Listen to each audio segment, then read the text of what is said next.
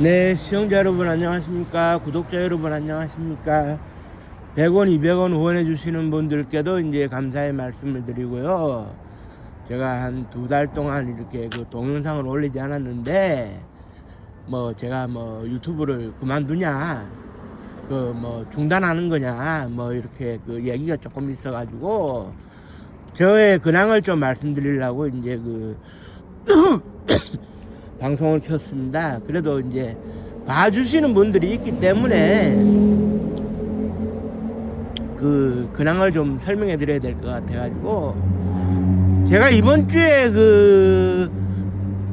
이란이 지금 이제 전쟁에 휘말려 있는데, 이란 다음에 타케시 쿠바를 거쳐 가지고 사실상 김정은한테 이제 향할 거다.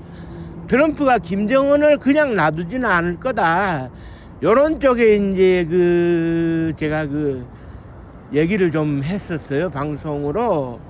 그랬더니 이북의 김정은 관련해 가지고 이게 좀 민감하다고 판단이 됐는지 동영상이 삭제되고 이제 제가 주의 처분을 제가 받았거든요. 그래서 이제 교육 이수까지 했는데, 저는 그냥 이제 보수의 입장에서, 건전한 보수의 입장에서 할 수 있는 얘기를 했다고 생각을 했는데, 그게 이제 정지 처분을 받았으니 받아들이긴 해야 되겠죠. 좀 아쉽습니다. 북한을 대놓고 이제 얘기를 한다는 거, 비판적으로 얘기를 한다는 것이 유튜브에서 받아들여지지 않는다는 거에 대해 가지고는 조금 아쉬움이 있네요. 그리고 이제 저는 개인적으로 1975년도에 태어나가지고 쭉 살았지만은 좀 정서적으로 많이 안정이 되지를 못했어요. 그러다가 2006년도에 우울증 진단을 받고 약을 먹어가지고 21년째 지금 약을 먹고 있는데, 최근에는 이제 제 친구 현주엽 농구선수 이야기를 제가 좀 많이 들었어요.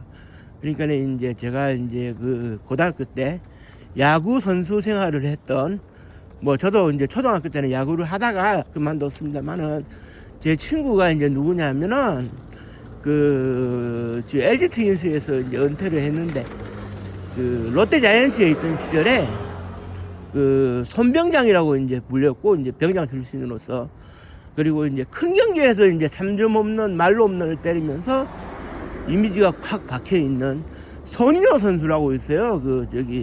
수비가 견고했던 손인호 선수가 있는데, 제 친구를 너무 띄우게 되면은 자화자찬이 될 수는 있겠습니다만은, 그 친구의 이제 고려대학교의 동기생이 이제 농구부 현주엽이에요. 그래서 이제 현주엽 씨는 제가 얼굴만 아는 사이긴 한데, 모른다고 할 수는 없는 거 아니겠습니까? 아는 건 안다고 하는 거지. 그런데 이제 친분은 두텁거나 그러지는 않아요. 그런데 이제 서로만 존재만 알고 지내는 상황인데, 이 현주엽 씨가 이제 주변의 만류에도 불구하고 재능 기부를 통해 가지고 후배들을 좀 지도하겠다 그래서 어려워진 자신의 모교인 희문고등학교 농구부 감독을 맡았어요.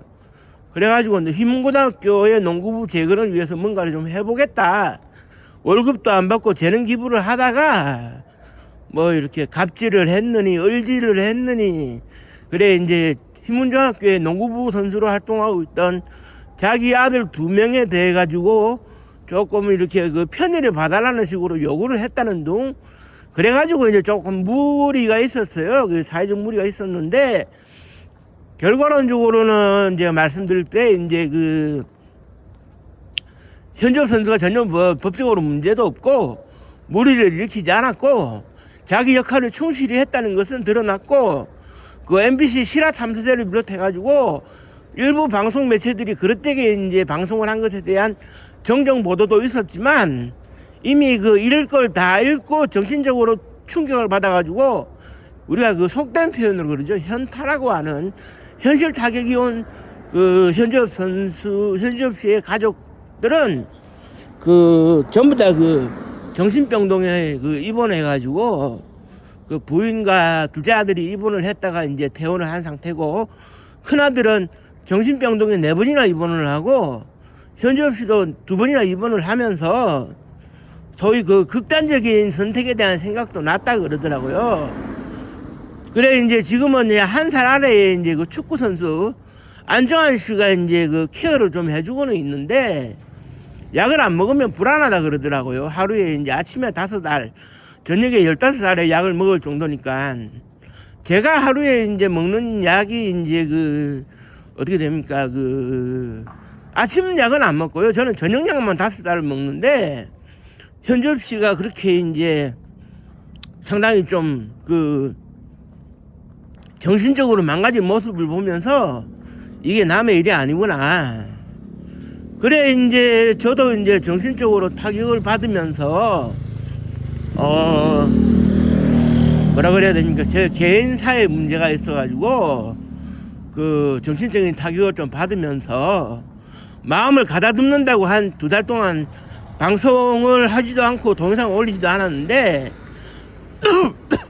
그동안에 많은 변화가 있었던 것 같습니다. 뭐 예를 들면은 트럼프 대통령이 좌충우돌을 하면서 그 베네수엘라를 공격하고 그 다음에 이제 그 이란도 공격하고 그래 이제 전 세계에 공포로 다가오는 것이 다음 타자가 누구냐, 다음 대상이 누구냐, 뭐 이런 뭐 얘기도 있고 그래 이제 뭐 지금 그 역사 이야기를 하는 사람들이나 그 국제 정치나 정세를 이야기하는 유튜버들은 지금 활동 공간이 상당히 넓어진 상황이에요. 그래가지고 이제 방송을 적극적으로 하고 있는 것으로 보이는데 다만 그분들도 조심해야 되는 것은 저처럼 유튜브에서 오해를 사가지고 동영상을 정지를 당하고 그 다음에 이제 그 뭐라 그래야 됩니까? 그런 그 주의 처분을 받는 경우가 있을 수는 있어요. 상당히 국제 정세나 북한 문제가 우리나라에서는 민감하고 이것을 유튜브에서 인지를 하고 있기 때문에 이 동영상이 정지되는 경우가 조금 있더라고요. 물론 뭐 오해를 살 동영상을 일부러 만들지는 않는데 내가 그냥 그 내 생각에서 만들었던 그 이야기 동영상이 이 유튜브 정책에는 반할 수 있겠구나 하는 걸 저도 이번에 처음 그 깨달아서 오늘 방송은 제 근황을 알려드리는 방송이지만 조심스럽습니다. 조심스럽고 그 다만 이제 우리는 이렇게 봐야 될 거예요. 그 우리가 이제 그 북한하고 대화를 한 적도 있었고 남북 정상회담도 김대중 대통령과 그 노무현 대통령, 문재인 대통령이 평양까지도 갔고 김정은 국무위원장도 지금은 이제 총비서로 직함이 바뀌었습니다만은 판문점 모리츠 구역까지 와가지고 북한의 최고 통수권자로서는 처음으로 우리 땅을 밟은 셈이 됐어요. 그런 그 전환점도 있었지만 다시 윤석열 정부에서 좀 강대강 대치가 좀 있었고 그 와중에 이제 전 세계의 그런 그 이제 주요 뉴스들이 좀 오해를 할 만한 그런 뉴스들이 좀 나온 건 사실입니다. 뭐 예를 들면은 한반도에 전쟁이 임박했다라는 식으로 자국민들에게 설명하면서 한반도를 여행할 때는 뭐 좀 주의를 요한다는 식으로 소위 그런 그 뭐라 그래야 됩니까? 그런 그 언제 한반도에서는 전쟁이 일어나도 그 이상하지 않다는 식으로 자꾸 뉴스를 내보내는 바람에 이제 불안감이 이제 그 나오는 것도 있고 사실 그 지정학적 리스크나 정치적 리스크가 있으면 사실 그 우리나라에 대표되는 코스피 같은 경우에도 오르락내리락 하게 되거든요. 주식은 원래 그 오르락내리락 하고 주가는 늘 변동성이 있는 겁니다. 고정 주가라는 건 없어요. 전 세계 몇몇 국가들이 전 세계 그 뭐 IMF라든지 그 뭐 이렇게 그 뭐 여러 국가 기관에 이제 WTO라든지 승인을 받아가지고 고정 환율제를 하는 나라들이 극소수가 있기는 한데 고정 환율제는 그 경제 이론에도 이제 포함이 되어 있고 또 실제로 고정 환율제를 할 수 있다 이렇게 정의를 내려지고 있지만 주식은 매일 그 기업의 현황에 대해 가지고 판단을 하는 거기 때문에 기업 가치를 설명하는 거기 때문에 오를 수도 있고 내릴 수도 있고 그거는 이제 그 주식 시장의 특징이죠. 지금 미국도 잘 나간다고는 생각을 안 하는 게 중동의 지정학적 리스크와 맞부딪혀 가지고 전쟁 리스크가 있다 보니까 그 전쟁을 그 실제로 그 수행하는 당사 국가로서 이스라엘과 더불어서 당사 국가로서 그러다 보니까 미국 같은 경우에는 그런 그 선물 시장도 그렇지만은 그런 그 미국의 그 유명한 그 다우존스 지수, 그 주가 지수에 해당되는 다우존스 지수나 나스닥 지수가 상당히 그 등락폭이 심한 걸로 이제 알고 있어요. 그래서 이제 앞으로 이제 그 이렇게 무기를 만들어내 가지고 큰 돈을 벌 수 있을 것으로 예상이 되어지는 그런 그 방위 산업 관련 그런 그 군산 복합체에 해당되는 그런 예하의 그 기업들이 상당히 그 고평가가 되어져 있고, 실제로 그 주식도 상당히 그 주가가 많이 올라가고 있는데, 아무래도 미국도 경기 침체가 있다 보니 경기 침체와 맞물려서 전쟁을 통해 가지고 뭐 어떤 이득을 얻을 수 있거나 하는 그런 그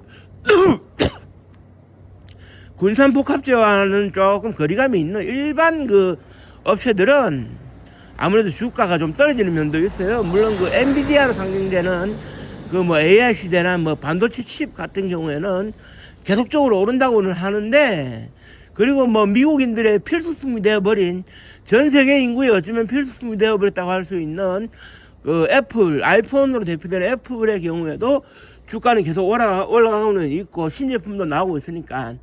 그러나 전체적인 그 국면에서는 그 뭐 시가총액이 어마어마하더라도 애플, 엔비디아 뭐 저기 그 일론 머스크의 그런 회사들만 보는 건 아니기 때문에 주가가 이렇게 상당히 좀 떨어지는 면도 있다.